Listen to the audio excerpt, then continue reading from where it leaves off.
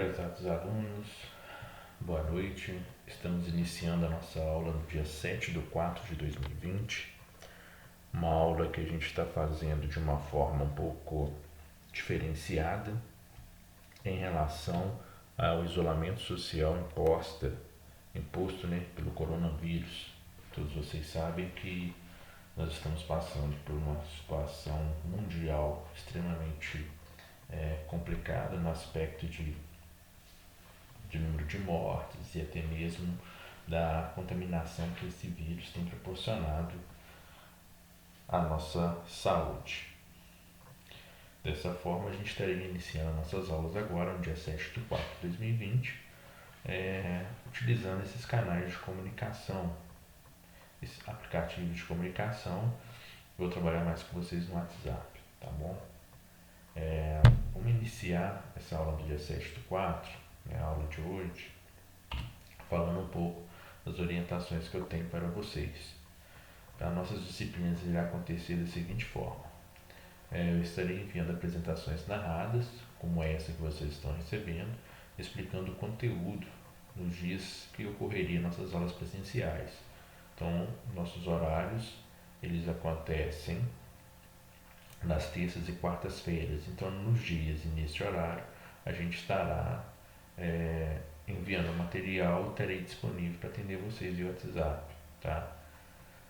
Eu estarei presente no grupo nos dias e nos horários presenciais para responder todos os questionamentos que surgirem. Use o áudio para questionamento, pois dessa forma se torna mais fácil e dinâmica a nossa comunicação. Então, dúvida no decorrer assiste o vídeo, faça uma reflexão sobre o conteúdo, faça uma leitura das páginas, do conteúdo que foi abordado no material que foi enviado anteriormente, e logo em seguida nós estaremos à disposição para trocar dúvidas, tá? Trocar dúvidas não, sanar dúvidas a respeito desses vídeos, dessa apresentação. As avaliações acontecerão de forma remota, tá? Cada atividade será orientada no momento do envio. Então, eu vou marcar uma atividade, uma avaliação. A gente vai estar explicando como que será feito e como será avaliado. Quero deixar bem claro com vocês que o curso não deixa de ser um curso presencial. Hoje nós estamos vivendo um momento de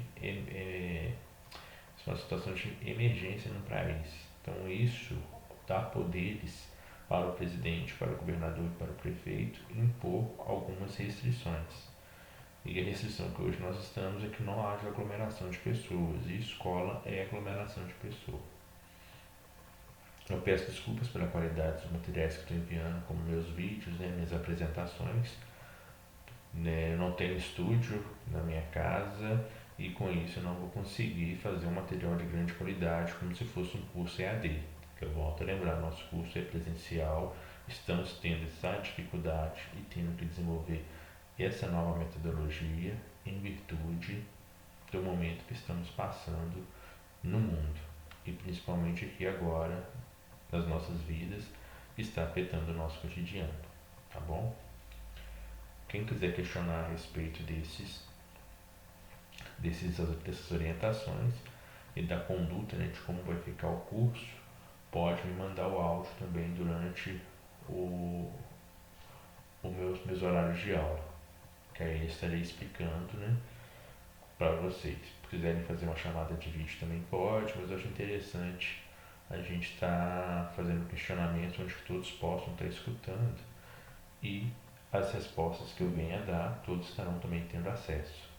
Eu acho que a gente teria um fluxo melhor para a comunicação. Bem, dando sequência agora às nossas aulas,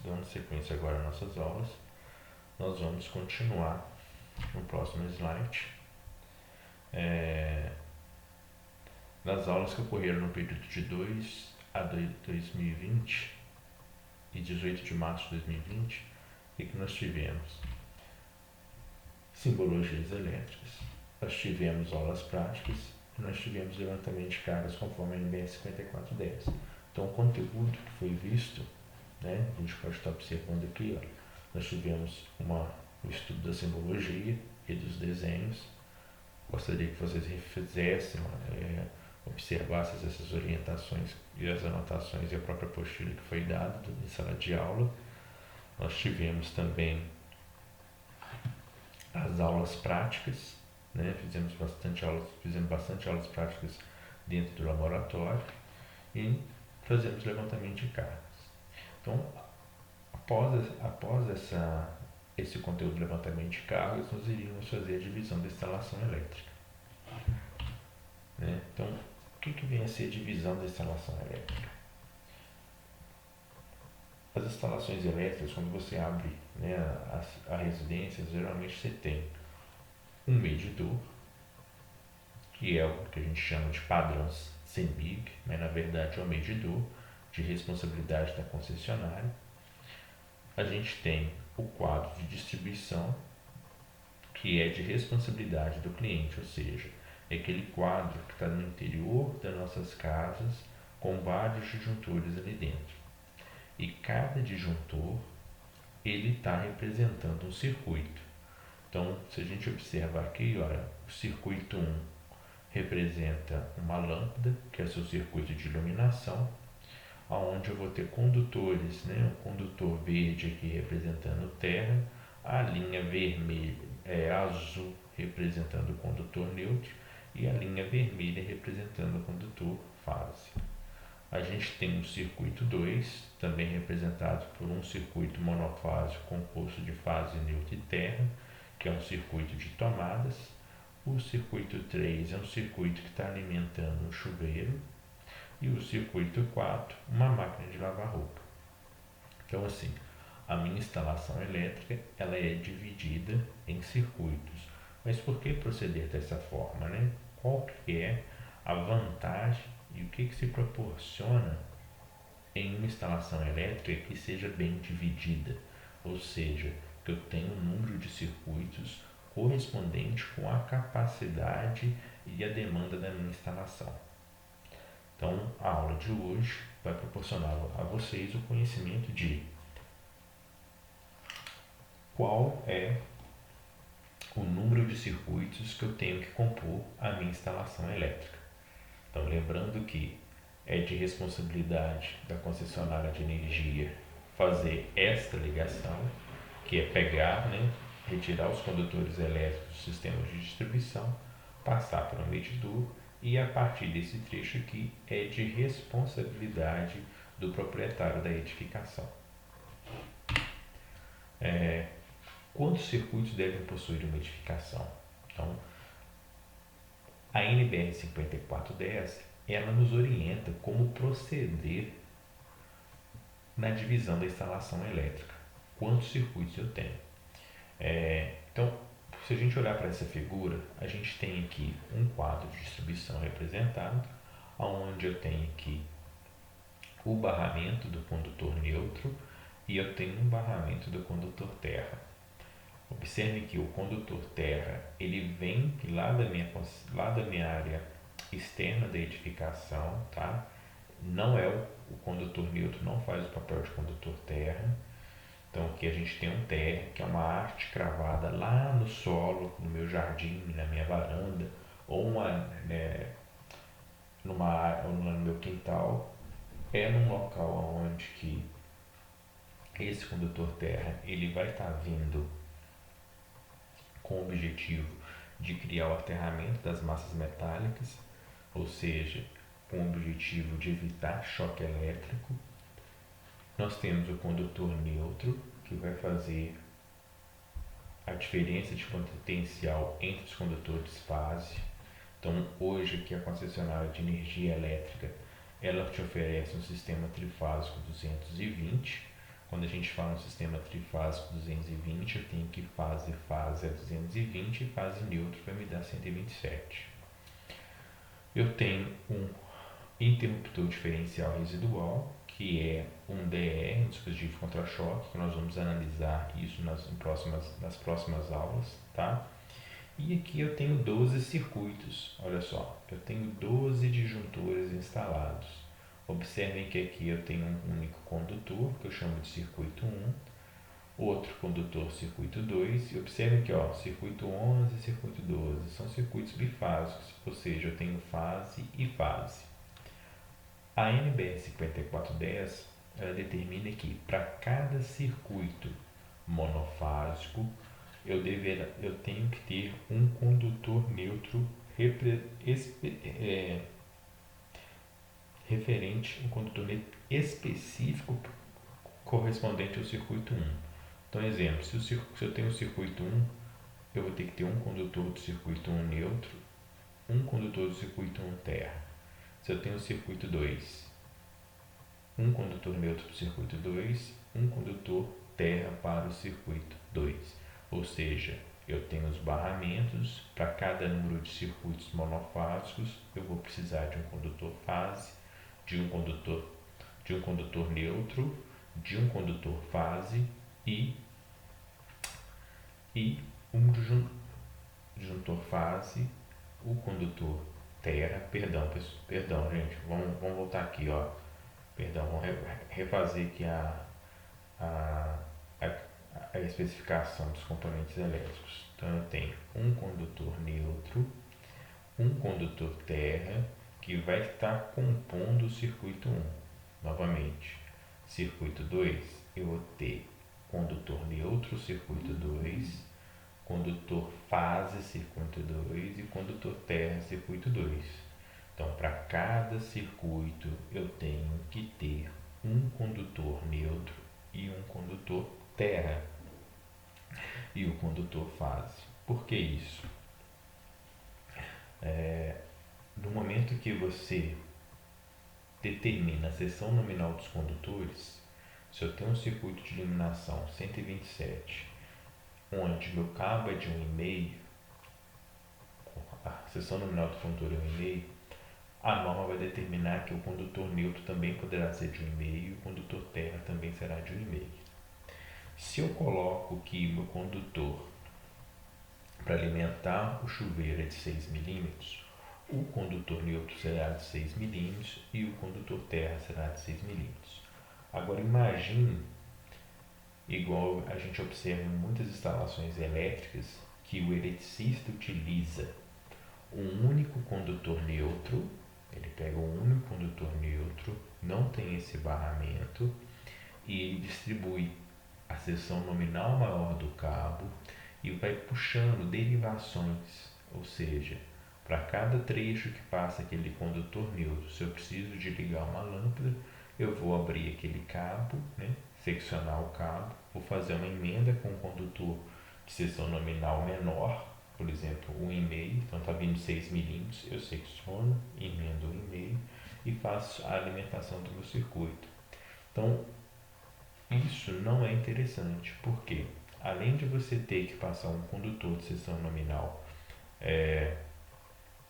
em distâncias maiores para atender toda a sua edificação, você também deixa de atender a NBR 5410. Então, você perde a questão econômica, você vai estar seccionando várias vezes o seu condutor, então você aumenta as características de perda térmicas e você tem a situação de estar sem a percepção de qual condutor de fato pertence ao circuito.